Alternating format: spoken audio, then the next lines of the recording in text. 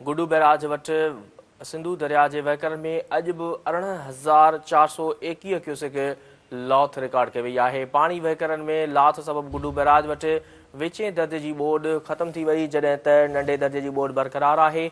गुडू barrage वटि पाणी जो मथां वहकिरो 3,46,074 क्यूसेक रिकॉर्ड कयो वियो। बैराज जो हेठां वहकिरो 3,06,263 क्यूसेक रिकॉर्ड कयो वियो आहे। अव्हां खे आगाह करे रहिया आहियूं गुडू बैराज जे हवाले सां त गुडू बैराज वटि सिंधु दरिया जे वहकरनि में अॼु बि 18,421 क्यूसेक लाथ रिकॉर्ड कई वई आहे। पाणी वहकरनि में लाथ सबबि गुडू बैराज वटि विचें दर्जे जी ॿोॾ ख़तम थी वई आहे, जॾहिं त नंढे दर्जे जी ॿोॾ बरक़रार आहे। गुडू बैराज वटि पाणी जो मथां वहकिरो 3,46,074 क्यूसेक रिकॉर्ड कयो वियो। बैराज जो हेठां वहकिरो 3,06,263 क्यूसेक रिकॉर्ड कयो वियो आहे। गुडू बैराज जे हवाले सां अव्हां खे आगाह करे रहिया आहियूं त गुडू बैराज वटि सिंधु दरिया जे वहकरनि में अॼु बि 18,421 क्यूसेक लाथ रिकॉर्ड कई वई आहे। पाणी वहकरनि में लाथ सबबि गुडू बैराज वटि विचें दर्जे जी ॿोॾ ख़तम थी वई, जॾहिं त नंढे दर्जे जी ॿोॾ बरक़रार आहे। गुडू बैराज वटि पाणी जो मथां वहकिरो 3,46,074 क्यूसेक रिकॉर्ड कयो वियो।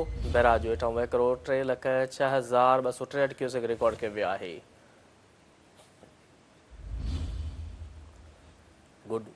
गुडू बैराज वटि सिंधु दरिया जे वहकरनि में अॼु बि 18,421 क्यूसेक लाथ रिकॉर्ड कई वई आहे। वधीक तफ़सील मालूम कंदासीं। टेलीफोन ते मौजूदु आहे गुडू खां सन टीवी न्यूज़ रिपोर्टर बाला दस्ती। जी बाला, जे गुडू बैराज जे वहकरनि जे हवाले सां अपडेट कजो। जी तव्हां ॿुधंदो हलां त सिंधु दरिया जे पाणी वहकरनि में लाॻीतो लाथ और सिलसिलो जारी आहे। जिन 24 कलाकनि अंदरि गुडू बैराज वटि 18,421 क्यूसेक जेको लाथ रिकॉर्ड कयो वियो आहे। जिन गुडू बैराज वटि पाणी जो मथां वहकिरो 3,46,074 क्यूसेक, हेठां वहकिरो 3,06,263 क्यूसेक रिकॉर्ड कयो आहे। हिन वक़्तु जेके दरियाई वहकिरा आहिनि पूरे मुल्क अंदरि उन्हनि में लाथ और सिलसिलो जारी आहे। जिते हीउ जेको अगस्त वारो महीनो आहे, इन महीने में पाणी वहकरनि में करे लाथ रिकॉर्ड और सिलसिलो पिणु जारी रहंदो। जंहिं गुडू बैराज केतिरनि ॾींहंनि खां जेको विचें दर्जे जी ॿोॾ डिक्लेयर थियो हो, विचें दर्जे जी ॿोॾ ख़तम थियल आहे। हिन वक़्तु नंढे दर्जे जी ॿोॾ बरक़रार आहे। जी ठीकु आहे बाला, तफ़सील ॾियण लाइ वॾी महिरबानी।